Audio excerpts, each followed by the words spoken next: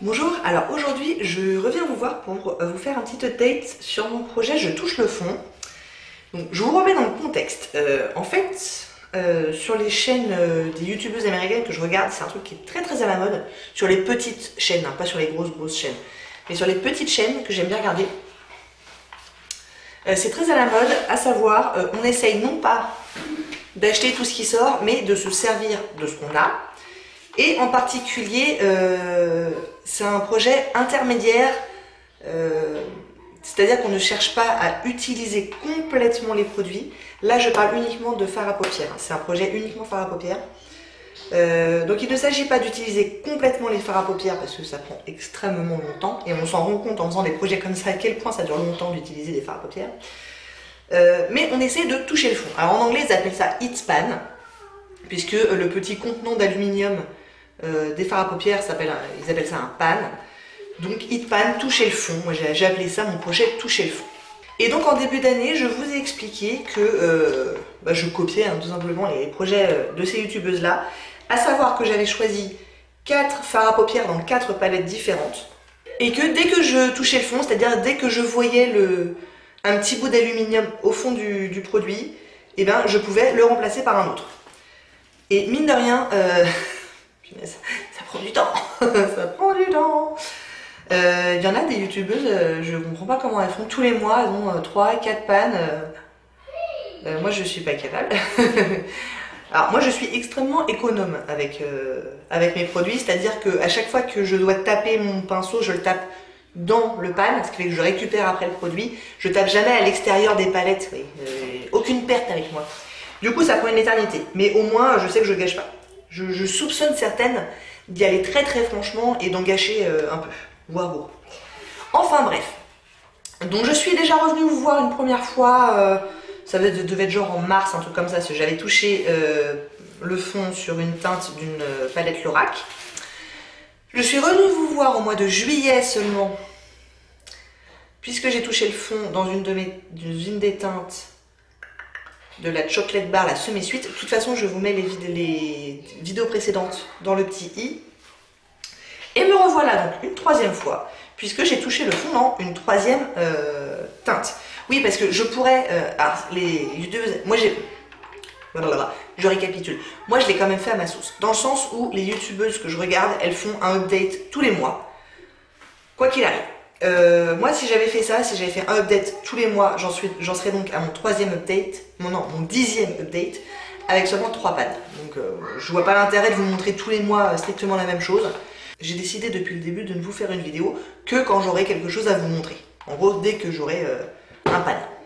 Et donc là c'est le cas, c'est donc le 3e depuis le début de l'année. Ça fait pas beaucoup. Enfin j'en ai un 4e qui est qui est en dehors de ce projet là.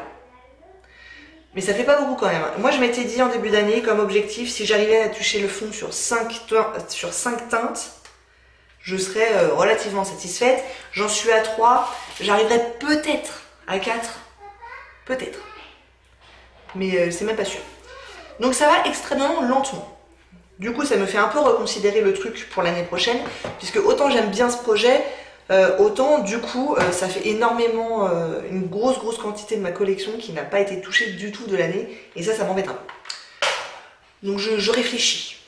Enfin bref, je vais déjà vous montrer les 3 teintes sur lesquelles je n'ai pas encore touché le fond. Ensuite, je vous montre la teinte sur laquelle j'ai touché le fond, et enfin, je vous dis par quoi je la remplace. Donc il y a un petit duo qui m'accompagne depuis le début de l'année, c'est le Lancôme, et je dois bien avouer que j'ai pas été hyper sérieuse sur ce produit-là, je l'ai pas utilisé énormément, donc ça m'étonne pas qu'il ait pas de panne. C'est le marron, là en l'occurrence, qui a un creux, hein. Bon, je pense qu'on peut le voir, mais à mon avis, je suis pas prête du tout de toucher le fond. C'est pas complètement impossible que je touche le fond d'ici à la fin de l'année, si je m'y mets un peu plus sérieusement, s'il y a quand même un creux. Mais bon, il peut agir tout à fait comme un mat. Il est satiné à la base, mais je vous fais un petit swatch. Mais je peux tout à fait m'en servir comme un mat. Ouais, c'est ce que j'ai sur le coin externe des yeux. Bon, c'est un brin. Mais c'est vrai que je m'en sers pas énormément. Ah, il a des micro paillettes un peu dorées en fait, un peu cuivre, mais qui se voient pas vraiment sur l'œil en fait. Je sais pas si vous le verrez sur le doigt. micro paillettes cuivre. Je vous dis, ça transfère pas beaucoup, ça se transforme comme un mat. Donc voilà, et celui-là, il n'est pas complètement impossible que je touche le fond, mais on est encore sur un gros suspense pour celui-là. Ensuite, deuxième palette qui m'accompagne depuis le début de l'année, c'est la Too Faced Matte Eye, donc c'est l'ancien packaging en carton. Cette teinte, je comprends pas. Alors oui, si je vous ai pas dit, comment je choisis mes teintes, j'essaye d'être un peu maline, et vous verrez que j'ai fait des erreurs, dans le sens où j'ai essayé de choisir des pannes les plus petits possibles pour aller le plus vite possible, même si ça n'a pas été vite du tout, mais alors j'imagine si j'ai pris des pannes 2 fois plus gros. Donc voilà, c'est en grande partie pour ça, comme ça que je choisis les pannes, c'est j'essaie de les prendre petits. Et donc en l'occurrence, ils sont plutôt petits, surtout ceux-là, ils font 0,8, non 0,9 grammes. Donc ils sont pas bien gros, et pourtant, cette teinte, la Chinchilla, je m'en sers toutes les fois où j'ai mis du fard à paupières de toute l'année 2019, je m'en suis servi comme fard de transition. Donc à mon avis, j'ai largement dépassé les 100 utilisations. Enfin, largement. Je dois être entre 100 et 150 à mon avis. Et voilà. Voilà. Donc je sais pas si vous le verrez, ça y est, on voit un creux. Mais on est encore très loin du pan, hein, les gars. Très loin. Cette teinte me désespère complètement. Elle est extrêmement fermement pressée dedans. Du coup, et pourtant il y a du payoff. Hein. Je vous fais un swatch aussi si vous voulez. Donc c'est une jolie teinte de transition. Je m'en suis pas lassée, heureusement. Mais bon, quand le but c'est de toucher le fond, c'est dur quand même. Bon, j'avoue, elle swatch pas terrible. Et sur les yeux, ça va. Avec un pinceau, ça va très bien. Mais bon, voilà, donc il y a un creux. À mon avis, je ne toucherai pas le fond de toute l'année 2019. Et je pense qu'on voit en haut et en bas que, effectivement, ça s'est creusé. Mais non, de fou, quoi, ce truc. Interminable. Donc voilà. Ça, c'est la palette que j'ai introduite donc, au dernier update au mois de juillet. En l'occurrence, c'est la Nude de The Balm. Je l'ai choisie parce que d'une part, je m'en servais quasiment pas et c'était dommage parce qu'elle ne me déplaît pas. Hein. Et d'autre part, parce que il n'y a que 11 grammes de produit pour 12 teintes. Donc à nouveau, moins d'1 gramme par teinte. Et j'ai choisi cette teinte-ci, la Standoffish. Donc il y a un petit creux, mais je m'en suis pas servi énormément, puisqu'en fait je me suis rendu compte très rapidement qu'elle ressemble beaucoup à la teinte où j'ai touché le pan que vous verrez juste après. Et du coup ça faisait redondant et j'ai préféré me concentrer sur l'autre, histoire de toucher le fond. Donc maintenant je vais pouvoir me concentrer un petit peu plus sur celle-ci. Et je pense que ça sera plus rapide, parce que l'autre, je l'avais depuis le début. Je crois que je l'avais depuis le début de l'année aussi. Mais là, c'est beaucoup plus volatile. On en prend beaucoup plus à chaque utilisation. Donc, c'est pas impossible que je touche le fond sur celle-là aussi. Ou sur celle-là, en tout cas, dans 2 mois. C'est pas sûr, mais c'est pas impossible. Et après, je me suis rendu compte que j'ai peut-être fait une erreur de choix. J'aurais dû choisir cette teinte-là. C'est grave, elle est toujours là. Hein. Donc voilà, la Standoffish de The Balm. Je vous refais un petit zoom pour voir où on en est. Donc vous voyez un petit creux.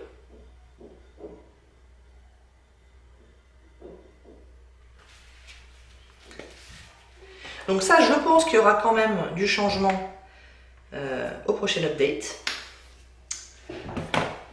Et donc, quatrième et dernière teinte, celle où j'ai touché le fond. Donc il me semble bien que cette palette-là, je l'ai depuis le début du projet, donc depuis le début de l'année aussi. C'est la Naked de Urban Decay. Et en plus, c'était une teinte relativement facile puisque c'était un champagne. Là, je l'ai sur toute ma paupière mobile et je m'en suis aussi beaucoup servi en coin interne. C'est celle-ci. Elle s'appelle Booty Call. Et tac, le pan. Je vous dis pas, hein, je ne sais pas si vous l'avez déjà vécu. Mais moi, ça me fait ma semaine, hein. Ça me fait mon mois peut-être bien. Quand je sais que je suis proche et que je me dis à chaque fois que je m'en sers, ah c'est peut-être cette fois-ci, ah c'est peut-être cette fois-ci, et que ça y est, on voit enfin le pan, en l'occurrence hier pour moi, pfiou, ça fait des émotions. Je vous le remontre. Voilà, il est joli.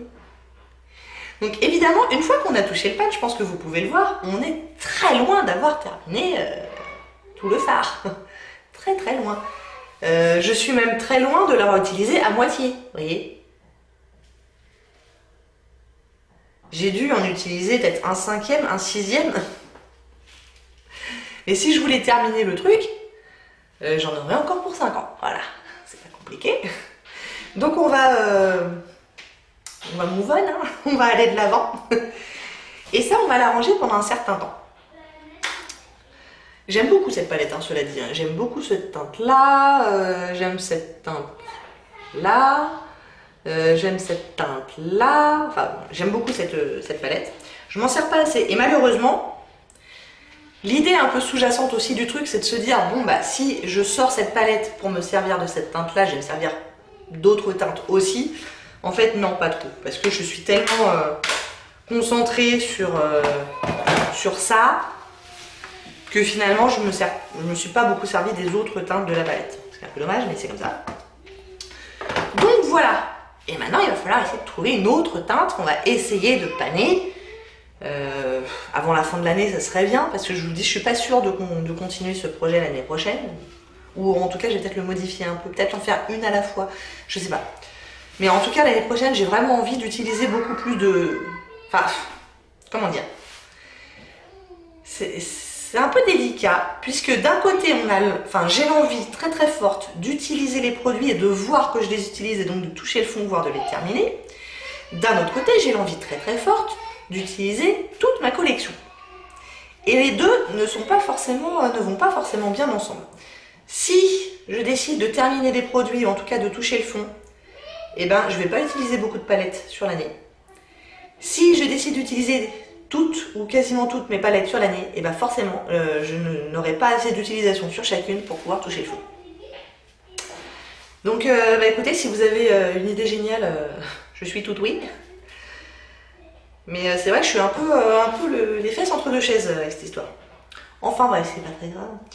Donc, il a donc fallu que je choisisse une autre teinte pour remplacer celle d'Urban Decay. Et j'ai hésité entre deux palettes. J'ai hésité entre une palette de chez NARS avec un irisé, mais je me suis dit j'avais déjà 2 irisés qui allaient bien m'occuper sur la fin de l'année. Même si l'autre c'est pas tout à fait un irisé, mais en tout cas j'ai un irisé dans celui-là. Et puis ça qui peut servir d'irisé ou de mat, enfin un peu entre les deux. Ou alors je choisis une teinte mat. Et je suis partie sur la teinte mat. Je sais pas si j'ai fait un bon choix, j'en sais rien, on verra bien.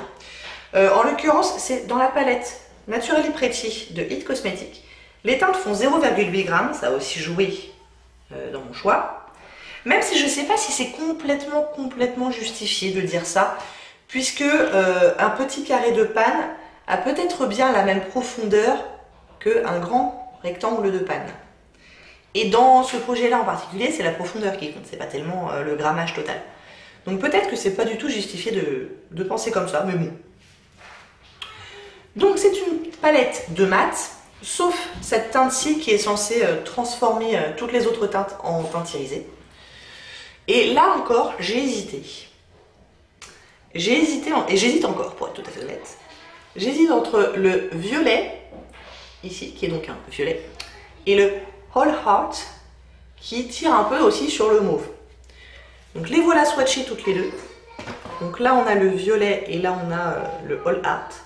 Celui-là j'ai déjà utilisé sur toute la paupière comme enfin, voilà, vraiment un look avec une seule couleur, c'était très joli. Mais d'un autre côté j'ai bien envie de partir sur le violet, vraiment plus violet là. Les deux ont à peu près le même usage, c'est-à-dire que le It qui est écrit dedans est quasiment effacé pour les deux. Donc je peux pas me dire tiens celle-là je suis plus proche du pan, je vais donc choisir celle-là, ça serait pas vrai. Donc du coup j'hésite encore. Je pense que je vais partir sur celle-là quand même, la violet. Et puis si vraiment ça va pas, si je vois qu'il y a un truc qui va pas, je me rabattrai sur l'autre. Elles sont assez poudreuses aussi ces teintes là. Du coup j'ai l'impression que ça serait peut-être pas trop compliqué de toucher le pan. Je dis ça, dans 6 mois j'y suis encore à tous les coups. Mais c'est l'impression que j'ai, que c'est faisable. Donc, voilà. Ah, je vous ai pas swatché celle de The Balm. Je m'en vais faire ça tout de suite. Elle est très très intense. Ah, elle est jolie, hein. Et donc, ces trois-là, plus le violet. Donc c'est une palette relativement neutre. Ah oui, puis c'est ce que je vous ai pas dit aussi, c'est que ce projet à la base, il a une règle, entre guillemets, après évidemment on fait bien ce qu'on veut et c'est ce que j'ai fait. C'est qu'elles ont tendance à choisir les teintes au hasard en fait dans leur collection. C'est-à-dire qu'elles comptent combien elles ont de pannes en tout dans leur collection. Et puis après il y a des petites applis sur le téléphone qui permettent de choisir au hasard un nombre entre 1 et, je sais rien moi, 500 si vous avez 500 pannes, etc. Et donc elles choisissent leur teinte complètement au hasard. Moi j'ai pas envie de faire ça parce que je me dis j'ai déjà assez de mal pour toucher le fond sur des teintes qui me font envie et que j'ai choisi. Alors si je tombe sur des oranges, sur des bleus métalliques, sur des machins, j'y arriverai jamais. Donc voilà. Donc, moi j'ai choisi de les choisir. Et encore une fois, on fait bien ce qu'on fait. Bon ben voilà, ça y est, vous savez à peu près tout. J'espère que ça vous a plu. Si vous faites ce genre de choses ou quelque chose de ressemblant, bah dites-le nous en commentaire, expliquez-nous ça, moi ça m'intéresse. J'espère que ça vous a plu. Si oui, n'hésitez pas à commenter, à liker et à vous abonner. Et je vous dis à très bientôt. Au revoir.